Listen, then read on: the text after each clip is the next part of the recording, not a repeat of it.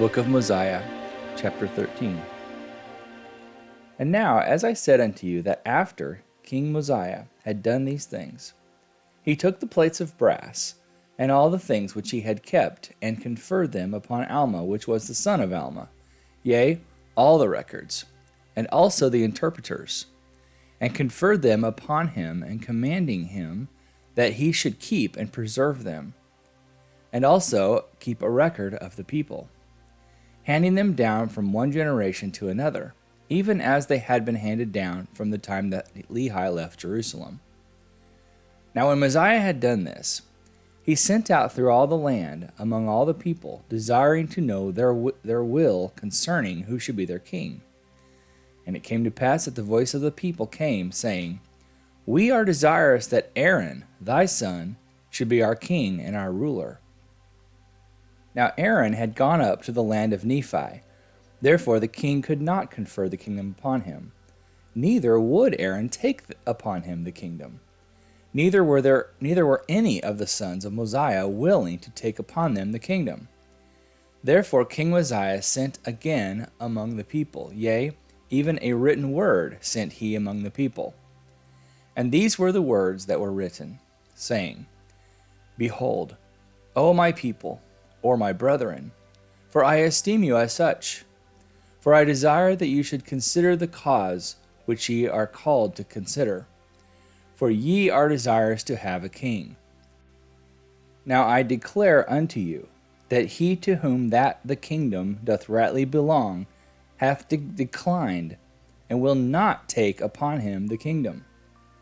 And now if there should be another appointed in his stead, behold, I fear there would rise contentions among you. And who knoweth but what my son, to whom the kingdom doth belong, should turn to be angry, and draw away a part of this people after him, which would cause wars and contentions among you, which would be the cause of shedding much blood, and perverting the way of the Lord, yea, and destroy the souls of much people. Now I say unto you, let us be wise, and consider these things, for we have no right to destroy my son. Neither should we have any right to destroy another, if he should be appointed in his stead. And if my son should turn again to his pride and vain things, he would recall the things which he had said, and claim his right to the kingdom, which would cause him and also this people to commit much sin. And now let us be wise, and look forward to these things, and do that which will make for peace of this people. Therefore I will be your king the remainder of my days. Nevertheless, let us appoint judges to judge this people according to our law. And we will newly arrange the affairs of this people. For we will appoint wise men to be judges, that will judge this people according to the commandments of God. Now it is better that a man should be judged of God than of man. For the judgments of God are always just, but the judgments of man are not always just. Therefore, if it were possible that ye could have just men to be your kings, which would establish the laws of God and judge this people according to his commandments, yea, if ye could have men for your kings, which would do even as my father Benjamin did for this people, I say unto you, if this could always be the case, then it would be expedient that ye should always have kings to rule over you. And even I, myself, have labored with all the power and faculties which I have possessed, to teach you the commandments of God, and to establish peace throughout the land, that there should be no wars, nor contentions, nor stealing, nor plundering, nor murdering, nor no manner of iniquity. And whosoever hath committed iniquity, him have I punished, according to the crime which he hath committed, according to the law which hath been given to us by our fathers. Now I say unto you, that because all men are not just, it is not expedient that you should have a king, or kings to rule over you. For behold, how much iniquity doth one wicked king cause to be committed? Yea, and what great destruction! Yea, remember King Noah, his wickedness and his abominations, and also the wickedness and abominations of his people. Behold, what great destruction did come upon them, and also because of their iniquities. They were brought into bondage. And were it not for the interposition of their all-wise Creator, and this because of their sincere repentance, they must unavoidably remain in bondage until now. But behold, he did deliver them, because they did humble themselves before him, and because they cried mightily unto him, and he did deliver them out of bondage. And thus doth the Lord work with all his power in all cases among the children of men, extending the arm of mercy toward them that put their trust in him. And behold, now I say unto you, ye cannot dethrone an iniquitous king, save it be through much contention and the shedding of much blood. For behold, he hath his friends in iniquity, and he keepeth his guards about him. And he teareth up the laws of those which have reigned in righteousness before him, and he trampleth under his feet the commandments of God. And he enacteth laws, and sendeth them forth among his people, yea, laws after the manner of his own wickedness. And whosoever doth not obey his laws, he causeth to be destroyed. And whosoever doth rebel against him, he will send his armies against them to war, and if he can, he will destroy them. And thus an unrighteous king doth pervert the ways of all righteousness. And now behold, I say unto you, it is not expedient that such abomination should come upon you. Therefore choose you by the voice of this people judges, that ye may be judged according to the laws, which hath been given you by our fathers, which are correct, and which were given them by the hand of the Lord. Now it is not common that the voice of the people desireth anything contrary to that which is right, but it is common for the lesser part of the people to desire that which is not right. Therefore, this shall ye observe, and make it your law to do your business by the voice of the people. And if the time cometh that the voice of the people doth choose iniquity, then it is time that the judgments of God will come upon you. Yea, then it is the time he will visit you with great destruction, even as he hath hitherto visited this land. And now, if ye have judges, and they do not judge you according to the law which has been given, ye can cause that they may be judged of a higher judge.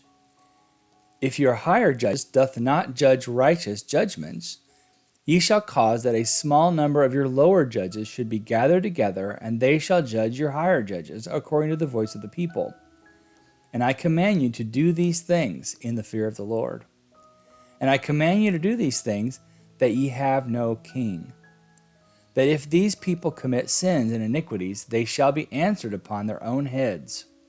For behold, I say unto you, the sins of many people have been caused by the iniquities of their kings. Therefore their iniquities are answered upon the heads of their kings. And now I desire that this inequality should be no more in this land, especially among this my people. But I desire that this land be a land of liberty, and every man may enjoy his rights and privileges alike, so long as the Lord seeth fit that we may live and inherit the land. Yea, even as long as any of our posterity remaineth upon the face of the land. And many more things did King Mosiah write unto them, unfolding unto them all the trials and troubles of a righteous king. Yea, all the travails of soul for their people, and also all the murmurings of the people to their king. And he explained it all unto them. And he told them that these things had not ought to be, but that the burden should come upon all the people, that every man might bear his part. And he also unfolded unto them all the disadvantages they labored under by having an unrighteous king to rule over them. Yea, all his iniquities and abominations, and all the wars and contentions and bloodshed, and the stealing and the plundering, and the committing of whoredoms, and all manner of iniquities which cannot be enumerated, telling them that these things ought not to be, that they were expressly repugnant to the commandments of God. And now it came to pass, After King Mosiah had sent these things forth among the people, they were convinced of the truth of his words. Therefore they relinquished their desires for a king, and became exceedingly anxious that every man should have an equal chance throughout all the land. Yea, and every man expressed a willingness to answer for his own sins. Therefore it came to pass that they assembled themselves together in bodies throughout the land to cast in their voices concerning who should be their judges, to judge them according to the law which had been given them. And they were exceedingly rejoiced because of the liberty which had been granted unto them. And they did wax strong in love toward Mosiah. Yea, they did esteem him more than any other man. For they did not look upon him as a tyrant who was seeking for gain, yea, for that lucre which doth corrupt the soul, where he had not exacted riches of them, neither had he delighted in the shedding of blood, but had established peace in the land. And he had granted unto his people that they should be delivered from all manner of bondage. Therefore they did esteem him, yea, exceedingly beyond measure. And it came to pass that they did appoint judges to rule over them, and to judge them according to the law. And this they did throughout all the land. And it came to pass that Alma was appointed to be the chief judge, he being also the high priest, his father having conferred the office upon him, and had given him the charge concerning all the affairs of the church. Now it came to pass that Alma did walk in the ways of the Lord, and he did keep his commandments, and he did judge righteous judgments. And there was continual peace throughout the land. And thus commenced the reign of the judges, throughout all the land of Zarahemla, among all the people which were called the Nephites. And Alma was the first and chief judge. And now it came to pass that his father died, being 82 years old, having lived to fulfill the commandments of God. And it came to pass that Mosiah died also, in the 33rd year of his reign, being 63 years old, making in the whole 509 years from the time Lehi left Jerusalem. And thus ended the reign of the kings over the people of Nephi. And thus ended the days of Alma, who was the founder of their church.